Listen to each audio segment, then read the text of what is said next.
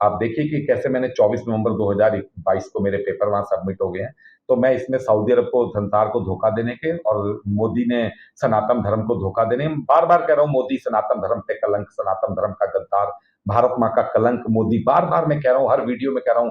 इधर तो police, SIT, SI, एलएयू, सभी सबको ही पता है, क्राइम ब्रांच दिल्ली पुलिस सबको तो पता है, मेरे पास लोकल थाना 20 सेक्टर चौकी, फेस 1 थाना चौकी इंचार्ज सब आते हैं। मैं सबको कहता हूं, भैया जाओ मोदी के आगे बैठो, 150 करोड़ रुपए कमाओ, मुझसे क्या लेने आए हो, मेरी बातें सुनकर तुम चले जाते हो। तो मैं आपको वो सबूत देता हूं कि कैसे मोदी और सऊदी का राजा मिलकर मैनिपुलेट कर रहे हैं इस्लाम को। और वहां मैंने नासा पे भी केस डाला, क्योंकि नासा को मैंने सारा ब्रह्मांड का डाटा कॉपीराइट करा रखा है। पिछले 6 सालों 5 सालों में नासा ने जो जो डाटा लेकर नोबेल पुरस्कार जीते हैं, ब्लैक होल की फोटो, जेम्स वेब की 13.5 साल पुरानी बिग बैंग की फोटो, ब्लैक ब्लैक एनर्जी का डायग्राम, धरती ब्रह्मांड की स्थिति पे स्थित है, ये सब जो नोबेल पुरस्कार डाटा ने लिया है, मेरे डाटा पे लिए हैं।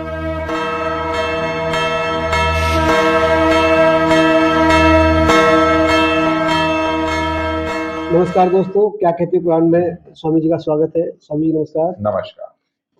हमारे एक दर्शक का सवाल आया था कि स्वामी जी से पूरा विश्लेषण जानना चाहते हैं कि हदीस और कुरान में क्या अंतर है। देखिए, हदीसों को तो अल्लाह रिजेक्ट कर ही रहे हैं जगह जगह। कुरान में तकरीबन 27 आयतें ऐसी आती हैं, जो आपको एक एपिसोड में बताया भी था किसी में, कि हंसी मजाक की बातों के खरीदार बनते हो।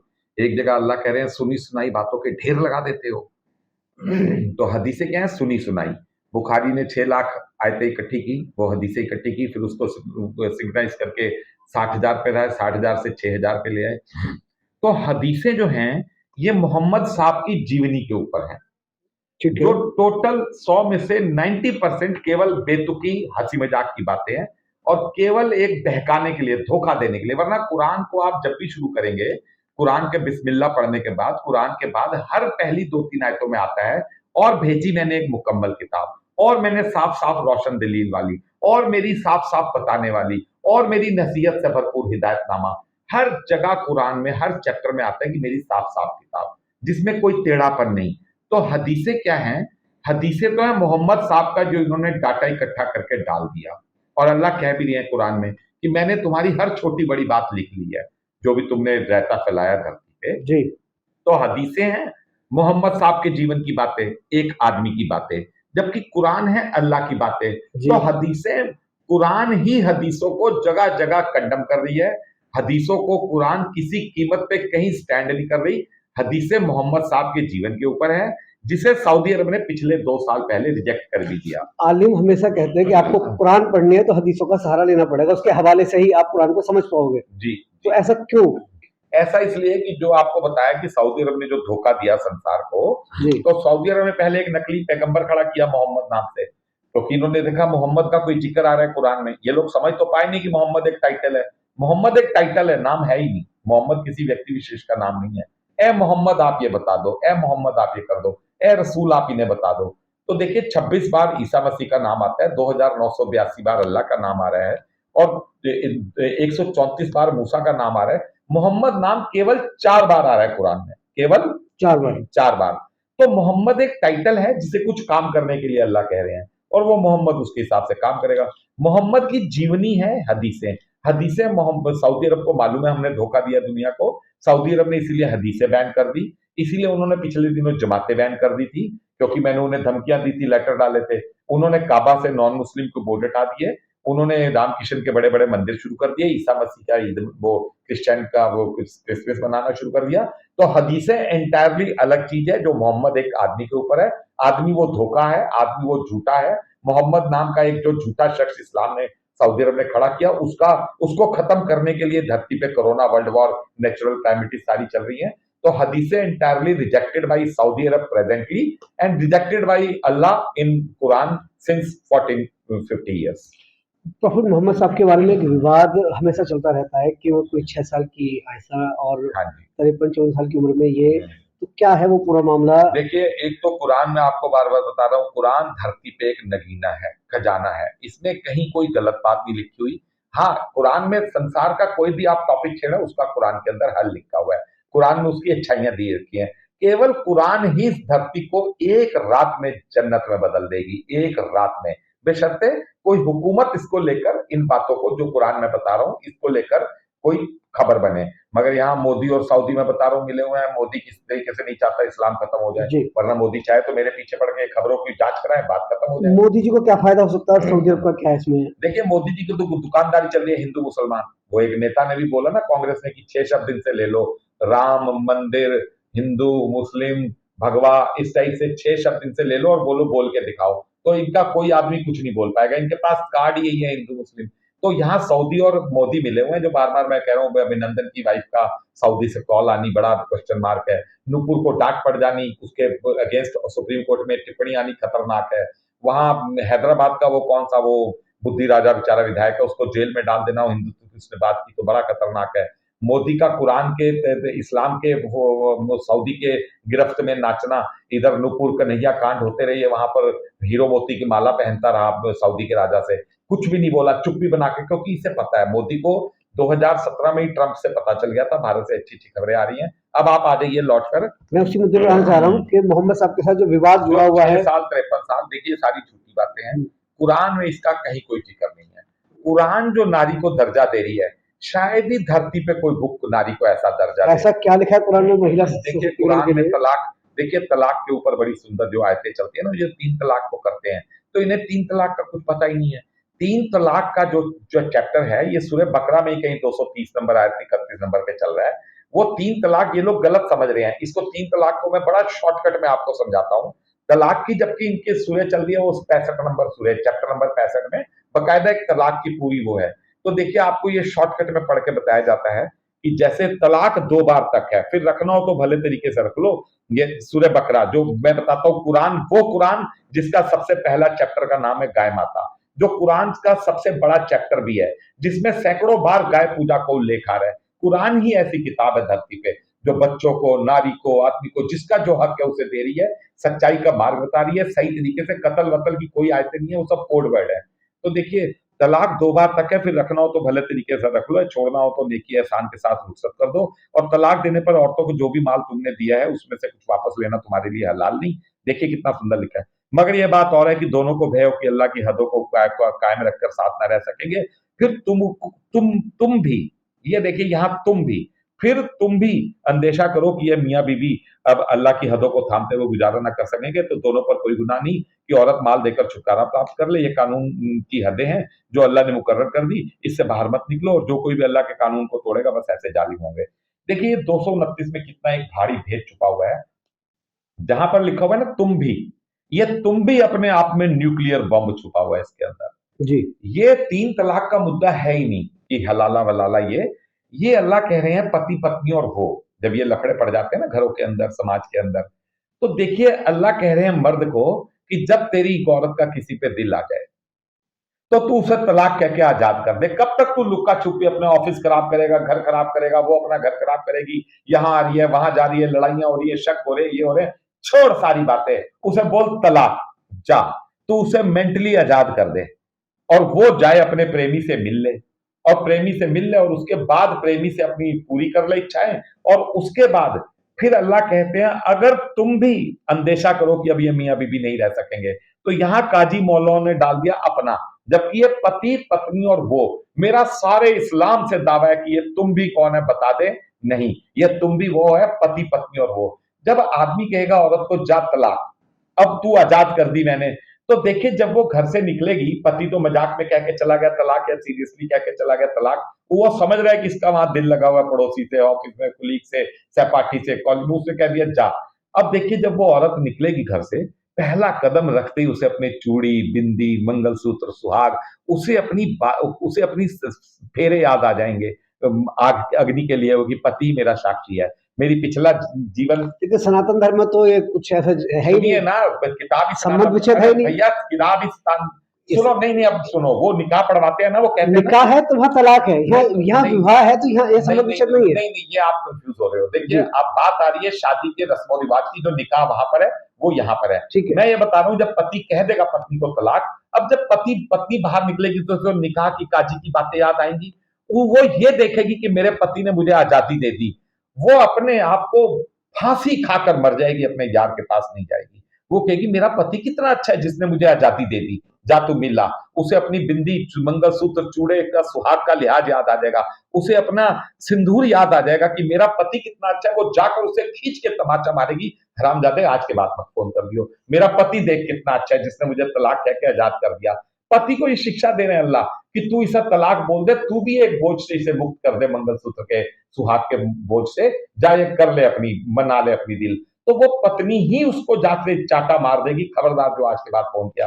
तो देखिए ये कुरान ही एक ऐसी किताब है। फिर देखिए आयत नंबर 230, फिर अगर मर्द ने तलाक दे दी अब यह औरत उसके लिए हलाल नहीं रही, अगर उसके बाद दूसरे मर्द से इस औरत का निकाह कर लिया हो और वह भी इसको तलाक दे दे, तब इन दोनों पर गुनाह नहीं कि फिर मिल जाए। आ गई मेरी बात। अब वो चली गई, चलो उसने तमन्ना, बेशर्म जलील होकर उसने अपनी तमन्नाएं पूरी कर ही ली, फिर वहां भी झगड़ा होना है, वहां भी झगड़ा होना है, तो फिर उसके बाद मन मुटाव होगा कि यार मेरा पति सही था। ये तो कोर्ट में पहुंच जाती है ना औरतें, कोर्ट में वो ऐसे ऐसे नियम बता देते हैं वकील कि जो समझौता होना भी हो तो साला जिंदगी भी नहीं हो सकता। तो देखिए खुद गुनाह नहीं कि दोनों फिर मिल जाए, अगर दोनों का पक्का ध्यान हो कि वो अल्लाह के कानून के अनुसार संबंध ठीक ठाक रख सकेंगे, अल्लाह के कानून के अनुसार, मतलब कि चलो जो गलतियां जीवन में हो गई होगी, अब हम अपने संबंध ठीक रख सकेंगे। तो यह सब अल्लाह के कायदे हैं, बयान फरमाता है जानने वालों के लिए। तो लास्ट में लिखा हुआ है जानने वालों के लिए, तो ये तो आयत कॉमन है, ये तो जो पढ़ेगा समझ जाएगा, मगर नहीं, यही कोड वर्ड है कुरान के अंदर, और इसमें निशानियां छुपी हुई हैं, और ये जानने वालों के लिए, और ये समझदार लोगों के लिए, ये अकलमंद लोगों के लिए। तो देखिए कितनी सुंदर से तलाक का जिक्र दे रखा है, और इसके आगे जब तुम औरतों को तलाक दे चुको फिर वह इद्दत गुजर जाए, तो इसके बाद फिर कुछ अलग कानून दे रखे तो हैं। आपके हिसाब से तलाक जो एक सिस्टम है ये हाँ। ठीक है? ये तलाक सिस्टम भाई साहब लव अफेयर्स को खत्म कर दे, अगर इसके ऊपर पति पत्नी लागू हो जाए, पति पत्नी को कहते जा तलाक। जो सरकार ने ट्रिपल तलाक को बैन कर दिया, वो सब बेवकूफी है। जब इस्लामी धोखे में, इस्लाम को पता ही नहीं तलाक का सिस्टम क्या है।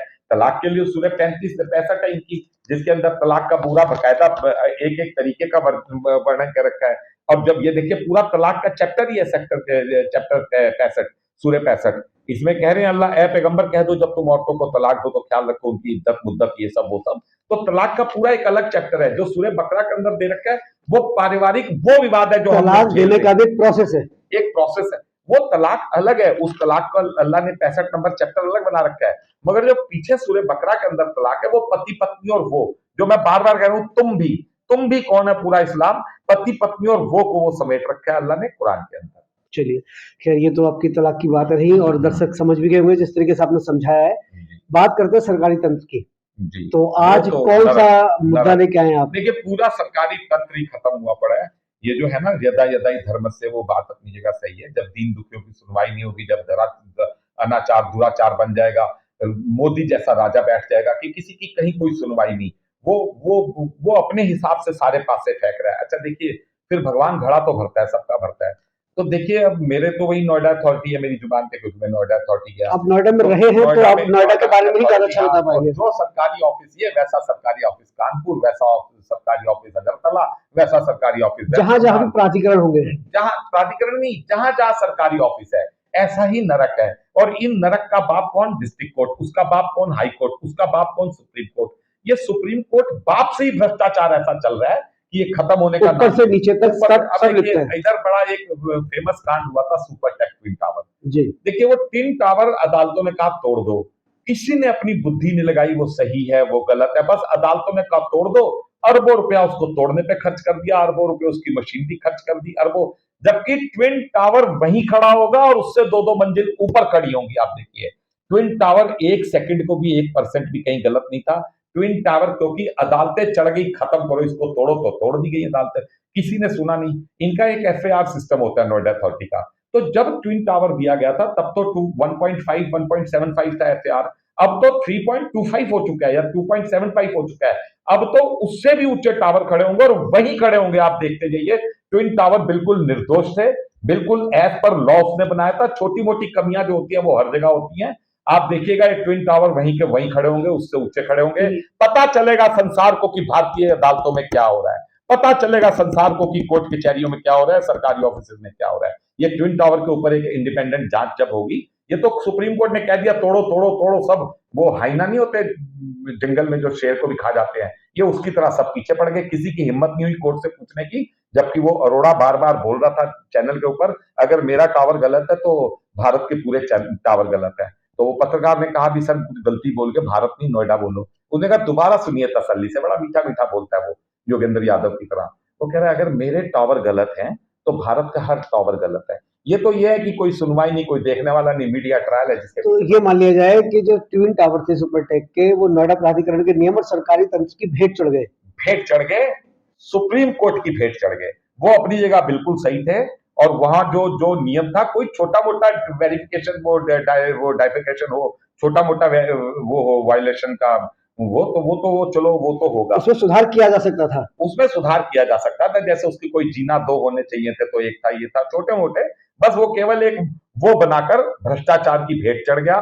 करोड़ों अरबों रुपए रिश्वतें चली गई, करोड़ों अरबों रुपए बनाने में चले गए, करोड़ों अरबों रुपए तोड़ने में चले गए, करोड़ों अरबों रुपए की एक्सरसाइज हो गई। वही जो मैं बता रहा हूँ ना कि ये सारा सिस्टम ही ऐसा है। इनकम टैक्स जैसे मान लीजिए 100 रुपए वसूलने के लिए सरकार 99 रुपए खर्च कर रही है, कोई देखने वाला ही नहीं कहीं कुछ। बस इन्हें क्या है कि मैक्सिमम इनके हलक में हाथ देकर व्यापारी के आवंटी के पैसा लाओ, पैसा जब आएगा 1 लाख करोड़ आएगा तो 90,000 करोड़ के पुल, सड़कें, खड़ंजे, सीवर पड़ेंगे, 40% उसमें कट अधिकारियों की जेब में जाएगा।